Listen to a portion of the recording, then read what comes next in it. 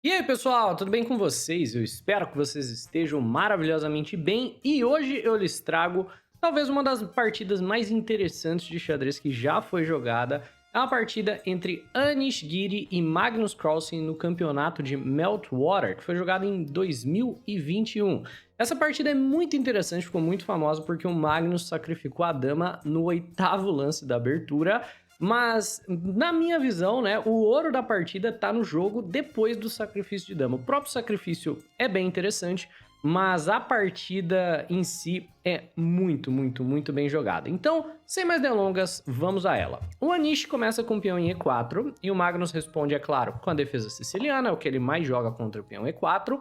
Nós temos cavalo em F3, cavalo em C6 e o Anish Giri resolve jogar o ataque Nesmedinov Rossolimo com bispo em B5. A ideia desse ataque é abrir mão do par de bispos na maior parte dos casos, tomando o cavalo e dobrando peões do jogador de pretas. No entanto, o Magnus joga peão na casa de E6. A intenção desse lance é acelerar a ideia de jogar D5 no futuro, e se o Anish não tomar na casa de C6, jogar cavalo na casa de E7, certo? Dessa maneira, o jogador de brancas não vai mais dobrar peões das pretas. O Anish decide fazer o roque, vem cavalo na casa de E7, e agora o plano do Anish Giri de tomar na casa de C6 meio que foi por água abaixo. O jogador de brancas já não quer mais fazer isso, não tem sentido se não vier com dobra de peões. Mas as pretas meio que perdem tempo com essa ideia de cavalinho E7, porque o cavalo não pode ficar aqui, certo? Se ele fica aqui, como que você vai desenvolver e fazer o roque? Então, o que o Anish vai fazer é romper o centro do tabuleiro com o peão na casa de D4 e perguntar pro Magnus, e aí, como exatamente você planeja desenvolver o restante das suas peças? Vem, C por D4, cavalo por D4, e nessa posição o Magnus joga o lance principal. A gente tem dois lances. O lance do Magnus, dama em B6, e cavalo em G6 para poder desenvolver o bispo e fazer o roque. Nós temos o dama em B6 por parte do Magnus e, basicamente, essa é uma linha na qual o jogador de pretas está forçando troca de material, porque ele está atacando o cavalo uma segunda vez e, dessa maneira, basicamente forçando o cavalo por cavalo, porque o bispo também está defendido só pelo cavalo, né? Então, se o jogador de brancas não fizer nada, o jogador de pretas vai tomar o cavalo e depois tomar o bispo. Então, nessa posição, o lance principal é cavalo por cavalo, o jogador de pretas tira o cavalo da casa de E7, ou ele toma de peão também, forçando as brancas a perder tempo, e depois ele joga cavalo em G6, tira o bispo, faz o roque, e o jogo segue tranquilo, né? Só que acontece que nessa posição, depois do dama em B6, o Ariantari, que é um amigo do Anish Giri, ele é um grande mestre, o segundo melhor jogador da Noruega, atrás somente do Magnus. Ele tinha chegado no Anish e falado o seguinte: "Ô Anish, eu tava dando uma olhada, o Magnus sempre vai para esse dama B6.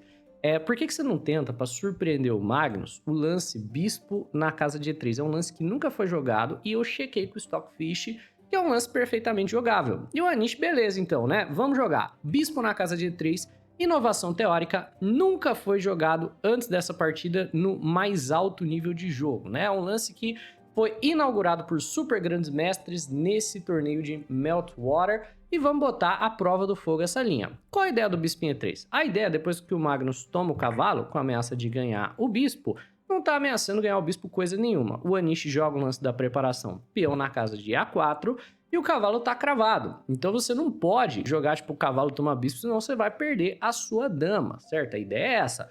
O que o Magnus vai ter que fazer, pensou o Anish Giri? Ele vai ter que tirar esse cavalo daqui, deixar o cavalo dele cair, depois, por exemplo, de cavalo em C6, apoiando o cavalo central, bispo toma, né? A gente não faz sentido tentar apoiar o cavalo, então a gente toma de peão. Bispo toma cavalo, e o jogo segue relativamente igual aqui, né? O jogador de brancas tem uma vantagem de desenvolvimento, mas as pretas têm o par de bispos, então talvez no futuro a partida siga mais ou menos igual. O que o Anish Giri não esperava é que nessa posição da linha de higiene que o Ariantari recomendou para o Anish, e de fato é uma posição igual, e de fato o melhor lance aqui é você jogar o cavalo em C6 e seguir naquela linha, o Magnus ignoraria completamente o Stockfish e jogaria o lance muito mais interessante: cavalo toma bispo na casa de B5. Esse lance recebe duas interrogações, mas na verdade é um sacrifício de dama por 3 peças menores. Se você prestar atenção, o Magnus acaba de pegar a segunda peça com esse cavalo. Ele tinha pego um cavalo aqui em D4, agora pegou um bispo. E o interessante é que depois de bispo toma dama e A toma B6, o Anish Giri não pode, na verdade, tomar o cavalo, certo? O peão de A fica cravado. Então o Magnus tem 3 peças menores pela dama, certo? Ele tem um cavalo e o par de bispos, só que a posição está completamente perdida. E com toda certeza o Anish Giri não estudou essa linha porque é uma linha de gafe, né? Então ele não conhece essa linha. Mas essa é uma posição muito única. Porque ela é uma posição que só está perdida para o jogador de pretas se as brancas conseguirem punir a falta de desenvolvimento das negras. O verdadeiro problema aqui para o jogador de pretas é que tá tudo nas casas iniciais, o rei tá no centro do tabuleiro e basicamente, né, o Anish joga cavalo em D2 para poder ameaçar tomar o cavalo, né, porque o lance defende a torre e esse lance era lento demais. O verdadeiro lance que castigaria o Magnus seria o lance dama na casa de D3. Que é um lance bem de engine, né? Qual que é a ideia do dama em D3? Ameaça tomar o cavalo, mas mais importante, esse cavalo não tem boas casas para ele, não pode ir para a casa de D6, que ele gostaria. Não, se ele for para a casa de C7 ou A7, as duas são casas meio passivas demais. E agora o Anish vai desenvolver as suas peças e ele vai começar um ataque aqui na posição do Magnus, muito antes do Magnus ter tempo de se defender. Então essa daqui seria a linha que de fato dá vantagem para o jogador de brancas. O Anish Giri, no entanto, não é máquina, jogou cavalo em D2, acabou sendo um lance lento demais e acredite ou não, agora a posição está igual. Porque o Magnus tem que recuar esse cavalo, agora o peão de A não está mais cravado, mas ele pode manter o cavalo no centro do tabuleiro. Acontece que nessa posição o Magnus tem cavalo na casa de D6, que é muito melhor centralizado do que o próprio cavalo na casa de A7 ou C7, e também para a ideia do Anish de jogar cavalo em C4, ou pelo menos adia por enquanto, que seria a ideia, enfim, para ir atrás do peão da casa de B6. O Anish Giri decide pelo peão na casa de E5, chutando o cavalo daqui. Nós temos o cavalo na casa de F5 por parte do Magnus. E nessa posição, ao invés de jogar o cavalo na casa de C4, que teria como resposta provavelmente aqui cavalo em D5 defendendo o peão, a gente tem cavalo em E4 por parte do Anish Giri, ameaçando entrar com cheque na casa de D6. Então, cavalo em C6 aqui por parte do Magnus, né? Só para demonstrar o porquê que é importante não deixar esse cheque chegar. Parece que tá bem coberto, né? O cavalo vai poder ser capturado, mas o verdadeiro problema é o jogo posicional depois, né? Vamos dizer que você joga um lance à toa e vem a cavalo em D6 cheque, você toma, peão toma e agora cavalo em C6, né? Aqui, basicamente, a posição do jogador de pretas está morta posicionalmente por conta desse peão na casa de D6 que está impedindo o desenvolvimento do bispo. Vai ter que jogar G6 para desenvolver. E ele impede também que a gente mova o peão de D e, por consequência, não conseguimos também desenvolver o bispo do C8. Então é uma posição muito desagradável de maneira geral. Por consequência, o Magnus joga cavalo em C6. Dessa maneira, ele tem duas defesas aqui. E vem G4, querendo chutar esse cavalo daqui e basicamente ficar renovando essa ameaça de entrar na casa de D6.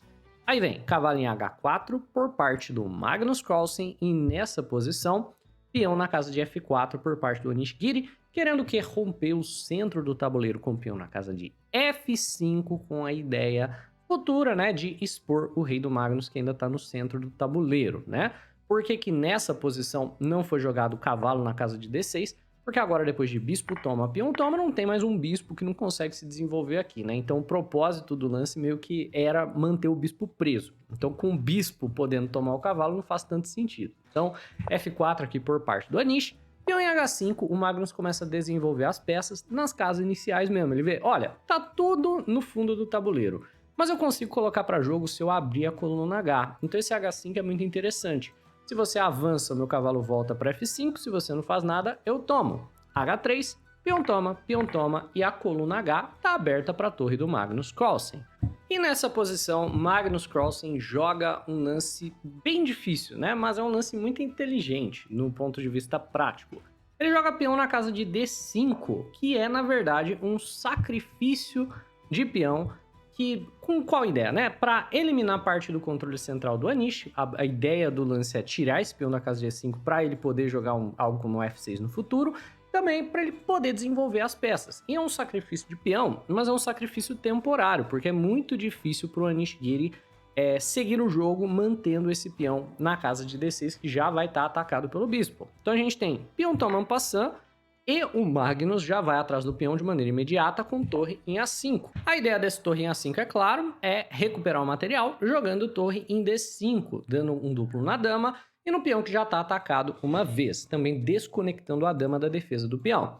O Anish não vai deixar barato, então ele joga peão em C4, impedindo a ideia do torre D5, e o Magnus joga o F5, chutando o cavalo dali. Esse lance é bem curioso, esse F5, porque é um lance que não poderia ser jogado, por exemplo, sem aquele sacrifício de peão. Se tivesse um peão aqui, não daria para jogar F5. Aí você vê a importância do sacrifício de peão para o Magnus poder contestar o centro, chutar as peças do Anish e conseguir finalizar o seu desenvolvimento. E nessa posição, o Anish Giri também joga um lance super interessante. Cara, eu queria ter a visão de jogo desses caras, porque o lance que o Anish joga parece que não faz nenhum sentido. Ele joga peão em B4, certo? E simplesmente tá entregando um peão aqui de graça. E não tem nenhuma compensação muito clara para você jogar peão na casa de B4, né? Mas a ideia é fazer o Magnus perder um pouco de tempo com cavalo por B4 e depois, eventualmente, voltando o cavalo para a casa de C6. É um lance muito difícil de entender, né? Ele parece não fazer nada, mas na verdade é o lance da máquina. É o melhor lance da posição esse B4, certo? E há alguns anos atrás a máquina não gostava. O Stockfish 17, que é o que a gente está usando hoje, já gosta do lance, né? Na época que o jogo, que a partida foi jogada, esse lance não era um lance que o Stockfish gostava. O entendimento do Anish aqui é supremo, né? B4 joga o Anish, cavalo por B4, e agora ele sacrifica o peão de D para começar a atacar o rei do jogador de pretas. Basicamente a ideia aqui do Anish é, beleza, eu abri tudo, fiz você perder tempo com o cavalo B4, você vai ter que voltar o cavalo, e eu vou jogar peão em D7, sacrificando o peão, para quê? Para eu começar a atacar esse rei que está exposto agora pela coluna D. Vem, cavalo em D6 por parte do Anish, bispo toma cavalo, né? Você precisa tomar o cavalo porque tá tudo meio que caindo. Se você caminha o rei para D8, você vai levar o duplo, né? Então, bispo toma cavalo, dama toma de volta e o cavalo volta para a casa de C6 aqui por parte do Magnus, defendendo o seu peãozinho de B e consolidando tudo. E essa é uma posição igual se o Anish jogar dama na casa de C7, indo atrás aqui dos peões do Magnus. Mas o Anish joga torre na casa de D1, que acabou não sendo o lance correto nessa posição, certo? Ele acaba desdefendendo os seus peões, trazendo uma torre para uma coluna aberta, é super natural com o tempo no bispo, mas esse ataque realmente não vai dar em nada, porque depois do lance feio, mas necessário defendendo tudo, bispo na casa de C8, basicamente o Anish não tem nada com esse ataque dele, né? Esse ataque aqui não vai dar em nada, porque bispo C8 é um lance difícil de fazer, mas tá tudo muito bem coberto por aqui, né? O cavalo cobre D8, o bispo cobre D7, defende o peão. Então, o ataque do Anish meio que não deu em nada. E se o Magnus coordenar direitinho, ele vai logo começar a catar esses peões. G5 joga o Anish Giri, cavalo de volta para casa de G6. Torre em F2 joga o Anish Giri. E na casa de F7 joga o Magnus, começando a correr o seu rei. A ameaça aqui do Magnus seria, por exemplo, cobrir o cheque na casa de C7, depois jogar torre D8, ganhando a torre da casa de D1. Então o Anish joga dama em C7 direto. A gente tem cavalo em E7 e agora o Anish joga torre na casa de D8, infiltrando na oitava. Nós temos torre toma torre, dama toma de volta. E nessa posição, o Magnus está surpreendentemente com as três peças dominando a dama. A gente tem dois cavalos e um bispo, mas eles basicamente estão defendendo tudo. Você vê? O problema da dama é que ela é sempre a peça mais forte. Então ela nunca pode efetuar a captura. Tipo, aqui essa dama nunca vai poder tomar esse bispo. Você vê? O cavalo defende o bispo para sempre. As peças pesadas, elas são desengonçadas nesse esquema, né? A torre e a dama podem estar ameaçando um peão que somente o bispo defende, e nenhum dos dois vai poder tomar sem que haja perda de material. O contrário não é verdade. Se a gente tiver dois cavalos ameaçando um peão que só a dama defende, você pode capturar numa boa. Então, o material melhor coordenado aqui é o do Magnus, e ele começa a catar os peões. Torre por A4, dama C7, né? Indo atrás aqui dos peões, defendendo C4. E5 joga o Magnus, que pode parecer um lance estranho, né? Nossa, vai expor o próprio rei. Mas como foi dito anteriormente, tá tudo muito bem guardado por aqui, e ele tá usando da sua maioria de peões para gerar um peão passado. Então, F toma E5, bispo em E6, indo atrás do peão de C.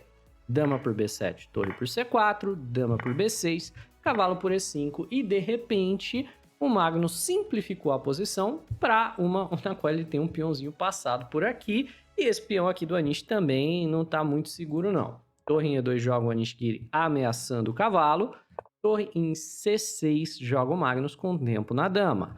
Dama em E3 joga o Anish com tempo no cavalo. E cavalo em G6, tranquilo. Então, como foi dito anteriormente, né? Tudo se defende muito bem, é tudo muito sólido aqui na posição do Magnus. O que ele precisa é ganhar tempo para ir fazendo progresso com o peão.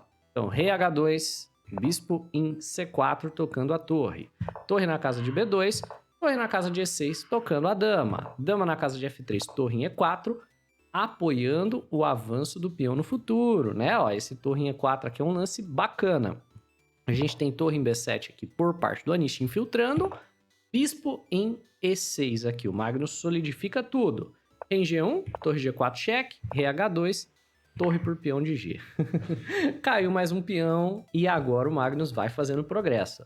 Torre em B6 joga o Anish e agora o Magnus joga bispo em D5 com tempo na dama e tentando entrar na casa de G2 através aqui do raio-x.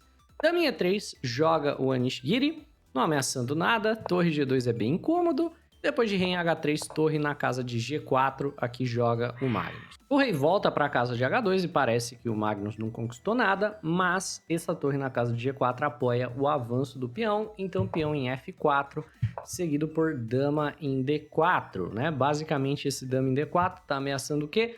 Nada, tudo se defende tranquilamente. Então, torre G5 joga o Magnus, preparando para passar a torre aqui por trás e conseguir avançando o peão.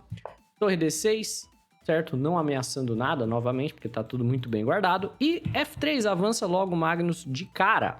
Torre na casa de D7, torre na casa de F5, apoiando o avanço F2. Dama em G4 joga o Anish, certo? Dessa vez, de fato, ameaçando algo, né? A ameaça é simplesmente tomar a torre de graça, porque o cavalo tá cravado. Claro, o Magnus não pendura a torre, né? Ele joga bispo em E6, que ao mesmo tempo defende a torre e ataca a torre do adversário. Depois de torre D1, ele joga cavalo na casa de E5, com tempo na dama. A dama se move e o F2 é jogado, ameaçando F1, promovendo o peão e ganhando o jogo. Rei G2 fica de olho na ameaça por enquanto, mas agora é uma tarefa relativamente simples, né? De afastar o rei daqui, proteger a casa de F1 mais uma vez e promover. Então, bispo em D5 por parte do Magnus, rei na casa de F1 e tá pronto aqui o recado, né? Bispo na casa de C4 e o jogo acaba, porque o rei tem que sair dessa casa, não tem muita escolha. Depois que o rei sai, as pretas promovem e nessa posição o Anish Giri abandona a partida. Ele abandona porque ele vai ter que entregar a torre nessa dama, e depois de torre toma, bispo toma, a gente tem basicamente a mesma situação. Exceto que dessa vez o Anish não tem dama e torre contra todo esse material. Ele só tem a dama e o Magnus certamente vai conseguir converter aqui o jogo com uma certa facilidade. Por isso o Anish abandona. E nós temos a prova de que o valor relativo das peças não é bem por aí, né? Que as três peças bem coordenadas são muito superiores a uma dama, da mesma maneira que lá no início, né, o cavalo por B5 aqui acabou sendo uma gafe, porque as três peças mal coordenadas são muito inferiores a uma dama. Então, na prática, tudo depende aí da posição e contra quem você está jogando. Minha dica, não joga essa linha contra Magnus Carlsen. É isso, pessoal. Espero que vocês tenham curtido. Se sim, deixa o like no vídeo, se inscreve no canal. Um abraço e até a próxima.